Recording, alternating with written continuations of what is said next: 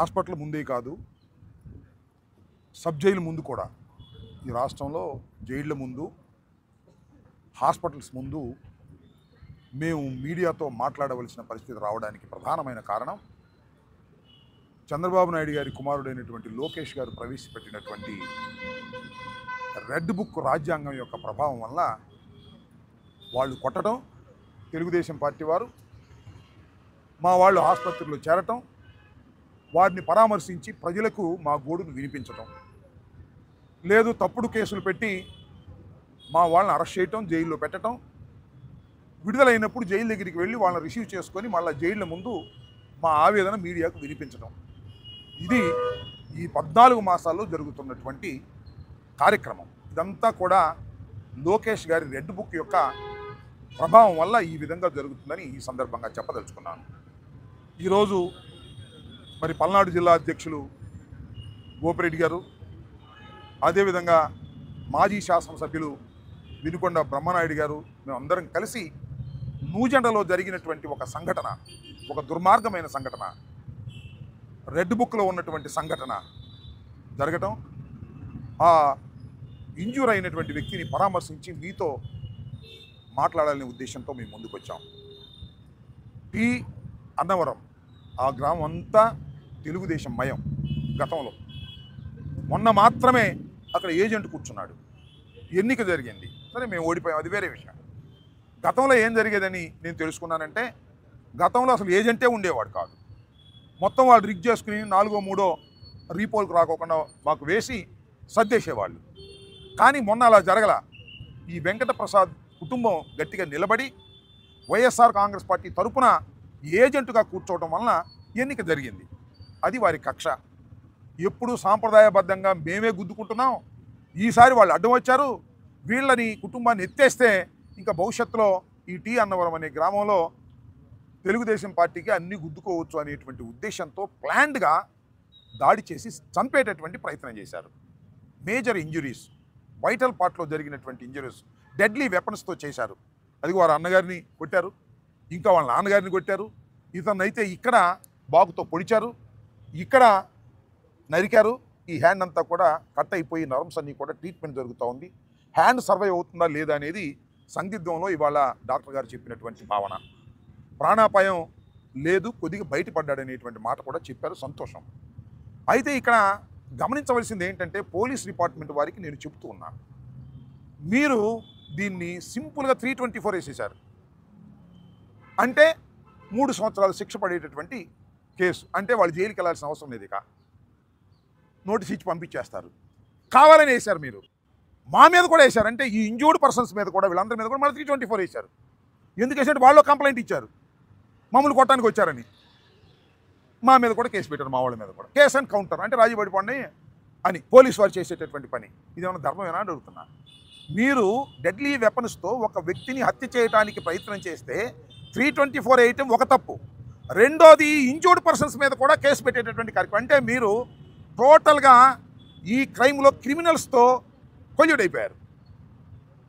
CI దగ్గర నుంచి IG వరకు. సర్వశ్రేష్ఠ త్రిపాఠి గారు ఉన్నారు, మరి గుంటూరు ఐజీ గారు. ఆయన చెబితేనే కేసులు ఇలా మారుస్తారు. అవతల మీద కేసు పెట్టమంటే అవతల కేసు పెడతారు, మన మీద సింపుల్ కేసు పెట్టమంటే మన కొట్టిన వాళ్ళ మీద సింపుల్ కేసు పెడతారు. అంటే police is encouraging the crime in the Guntur district అనేది అర్థమవుతుంది. పోలీసులే క్రిమినల్స్ని సపోర్ట్ చేసే పరిస్థితి, క్రిమినల్స్ మీద సరైనటువంటి యాక్షన్ తీసుకోకునే పరిస్థితి, ఇంజూర్డ్ అయిన మా మీద యాక్షన్ తీసుకునే పరిస్థితికి మీరు ఇవాళ చేస్తున్నారంటే ఇంకా లా అండ్ ఆర్డర్ ఎందుకు ఉంటుంది అని అడుగుతా ఉన్నా. తెలుగుదేశం వాళ్ళు మమ్మల్ని కొడతారు, మా మీద కేసు పెడతారు, వాళ్ళ మీద సింపుల్గా కేసు పెడతారు, మా వాళ్ళని తీసుకెళ్ళి హాస్పిటల్లో జాయిన్ చేసుకుంటాం, మళ్ళీ ఇది అయిపోయిన తర్వాత మళ్ళీ కోర్టుకి వెళ్ళాలి, జైలుకి వెళ్ళాలి, అన్నీ మాకే కష్టాలు ఎన్నాళ్ళు ఉంటాయని అడుగుతా ఉన్నా. The police department is colluding with the offenders. ఇది సమాజానికి చాలా పెద్ద ప్రమాదకరమైనటువంటి విషయం. ఇవాళ న్యూజెండ్లలో జరిగినటువంటి సంఘటన కూడా అలాంటిదే. ఈ సంఘటన మీద పోలీసు వారు పునరాలోచించుకోవాలి. 307 వేయవలసినటువంటి ఫ్యాక్ట్స్ ఉన్నటువంటి కేసు, ఇంజరీస్ ఉన్నటువంటి కేసు మీరు సింపుల్గా అక్కడ లోకల్ ఎమ్మెల్యే గారు చెప్పారనో, సర్వశ్రేష్ఠ త్రిపాఠి గారు చెప్పారనో 324 వేసేసి కళ్ళు నీళ్లు తుడిచేస్తే చాలా ప్రమాదం. దీనివల్ల సమాజం దెబ్బతినిపోతుంది. తర్వాత పోలీస్ డిపార్ట్మెంట్ కూడా ఇలా కొల్యూడ్ అయిపోతే ఇక లా అండ్ ఆర్డర్ కాకపోతే ఎవరు చెప్పండి, నాకు అర్థం కాలే. ఎవడైనా నరికేస్తాడు, నరికేస్తే వాడి మీద సింపుల్ కేసు పెడతారు, చచ్చిపోతే మర్డర్ కేసు పెడతారు, డెడ్ బాడీ ఉంటే మర్డర్ కేసు పెడతారు, లేకపోతే సింపుల్ కేసులు పెట్టి సర్దేసినటువంటి కార్యక్రమం ఇవాళ పోలీస్ డిపార్ట్మెంట్ చేయటం చాలా దుర్మార్గం. వీఆర్ ఆల్ డిమాండింగ్ అతనికి చాలా సీరియస్ ఇంజరీస్ జరిగాయి, 307 వేయాలి, మార్చి మీరు యాక్షన్ తీసుకోవాలి. ఆ ముద్దాయిలందరినీ కూడా అరెస్ట్ చేసి జ్యుడిషియల్ కస్టడీకి, జ్యుడిషియల్ రిమాండ్కి పంపాలి. అప్పుడు మాత్రమే దెబ్బతిగిలిన వారి మనసు శాంతిస్తుందనే విషయాన్ని దయచేసి గమనించాలని ఈ సందర్భంగా మీ ద్వారా పోలీసు వారికి, సమాజానికి, మీ ద్వారా లోకేష్ కూడా హెచ్చరిక చేస్తున్నాం. అయ్యా లోకేష్ గారు, మీ రెడ్ బుక్ శాశ్వతంగా ఉండదు. ఇప్పటికే 1.5 సంవత్సరం కరిగిపోయింది, ఇంకా 3.5 సంవత్సరాలు అయిపోయేదాకా మీ రెడ్ బుక్ పరిపాలన చేస్తుంది. తర్వాత వేరే బుక్లు వచ్చి పరిపాలన చేస్తాయి, జాగ్రత్త అని కూడా ఈ సందర్భంగా చెప్పదలుచుకున్నాను.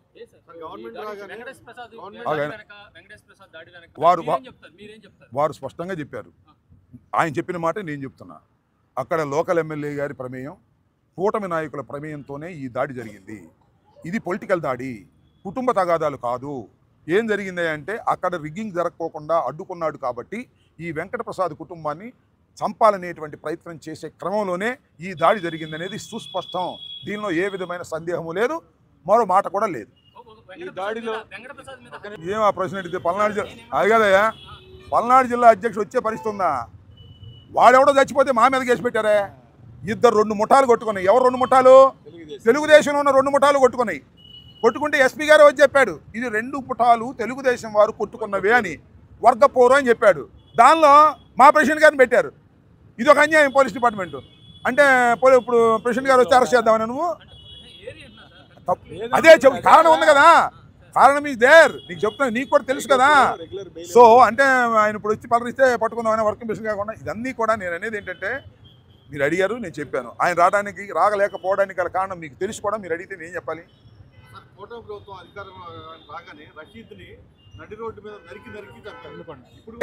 రషీద్ దురదృష్టవశాత్తు రషీద్ చనిపోయాడు, అదృష్టవశాత్తు వెంకటప్రసాద్ బతికాడు. ఇంతే డిఫరెన్స్, అంతకన్నా ఏమి డిఫరెన్స్ లేదు. ఇతన్ని కూడా చంపాలనే ఉద్దేశంతోనే వచ్చారు, కత్తులు పెట్టి పొడిచారు. చచ్చిపోయాడని వెళ్ళిపోయారో లేకపోతే పారిపోయాడని వదిలేశారో నాకు తెలియదు ఇంకా డీటెయిల్స్. ఇది కూడా రషీద్ లాగానే పల్నాడులో ఎలా అయితే ఆ రోజున వినుకొండలో రషీద్ని హత్య చేశారో అదేవిధంగా నూజెండలో ఈ టీ అన్నవరంలో వెంకటప్రసాద్ను కూడా హతమార్చాలనే ఉద్దేశంతో వచ్చారు. వాళ్ళ మీద 324 వేసి వాళ్ళని ఎంకరేజ్ చేస్తున్నారు. ఇది చాలా ప్రమాదం, ఇది సమాజానికి మంచిది కాదు. క్రిమినల్స్కు అండగా ఉంటున్నారు పోలీసులు, మర్డర్లు చేసే వాళ్ళకి అండగా ఉంటున్నారు పోలీసులు. దీనివల్ల పోలీసింగ్ వల్ల అరాచకం ఏర్పడే ప్రమాదం ఉన్నదని గమనించవలసిన అవసరం ఉన్నది. మేధావులందరూ కూడా ఆలోచించాలి, న్యాయవాదులందరూ కూడా ఆలోచించాలి, న్యాయస్థానాలు కూడా దీని గురించి ఆలోచించాలి. ఇది ఎక్కడ కూడా అండి, మా వాడు చావు బతుకుల మీద వచ్చి మేము ఇక్కడ చేస్తే మా మీద 324 పెట్టారు, వాళ్ళ మీద 324 పెట్టారు. ఇంతకన్నా దారుణం ఏం కావాలి పోలీసులు? ఇంతకన్నా ఏం కావాలి? కళ్ళ ముందు కనపడుతుంది కదా. మేమన్నా మసిపూసి మారేడుకాయ చేస్తున్నాం, మేమన్నా వాళ్ళకి ఏమైనా ఇంజరీస్ ఉన్నాయా? ఇక్కడ గీసుకుందంట, వాళ్ళే గీసుకున్నారు, పెట్టుకున్నారు. మా వాడి గుండె దాకా బాగు దిగింది. మా మీద 324, వాళ్ళ మీద 324. మా వాళ్ళు ఏమో ఆసుపత్రి పాలు, వాళ్ళు ఏమో రోడ్ల మీద మందు వేసుకుని తిరగటం. ఇది దుర్మార్గం. ఈ దుర్మార్గానికి కారణం ఎవరు? Police department. పోలీస్ డిపార్ట్మెంట్ ఈ విధంగా ఉండడానికి కారణం ఎవరు? రెడ్ బుక్ రాసింది ఎవరు? లోకేష్ గారు. దానికి ఆశీస్సులు అందిస్తుంది ఎవరు? చంద్రబాబు నాయుడు గారు, పవన్ కళ్యాణ్ గారు. ఇది కదా కరెక్ట్ పరిస్థితి. 1.5 సంవత్సరం అయిపోయింది, ఇంకా 3.5 సంవత్సరాలు ఉంది. చూస్తాం దాని సంగతి కూడా తీసుకెళ్తాం. మాకు ఇప్పుడే తెలిసింది 324 వేశారని. అంతకుముందు నుండి 307 అని అనుకున్నాం. నేను జగన్ గారు కార్లో కూడా అడిగితే 307 వేశారని చెప్పాను. పొరపాటు మాకు తెలియక 307 వేస్తామని చెప్పారు. మన తర్వాత సర్వశ్రేష్ఠ త్రిపాఠి గారు అట్ట కుదరదని చెప్పారట, నాకు తెలిసిన సమాచారం. అందువల్ల 324 వేశారు. ఇది పరిస్థితి. దీని మీద తప్పనిసరిగా ఏమి ఎస్పీకి ఏం చెప్పాలి, డిఐజీకి ఏం చెప్పాలి, ఐజీకి ఏం చెప్పాలి, డీజీపీకి ఏం చెప్పాలి? వాళ్ళే క్రిమినల్స్తో కొల్యూడ్ అయిపోతే ఏం చెప్పాలి? ఎవరు చెప్పుకోవాలి? ఈ దేశంలో బాధని న్యాయస్థానాలకు చెప్పుకోవాలి. అదే ప్రయత్నం చేస్తున్నాం.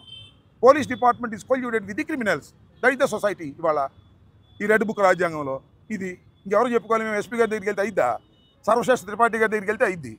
సర్వశ్రేష్ఠ త్రిపాఠి గారి దగ్గరికి వెళ్ళాలంటే చంద్రబాబు దగ్గరికి వెళ్ళాలి, చంద్రబాబు దగ్గరికి వెళ్ళాలంటే లోకేష్ దగ్గరికి వెళ్ళాలి. లోకేష్ చెబితే కానీ సర్వశ్రేష్ఠ త్రిపాఠి గారు వినరు. ఇది పరిస్థితి.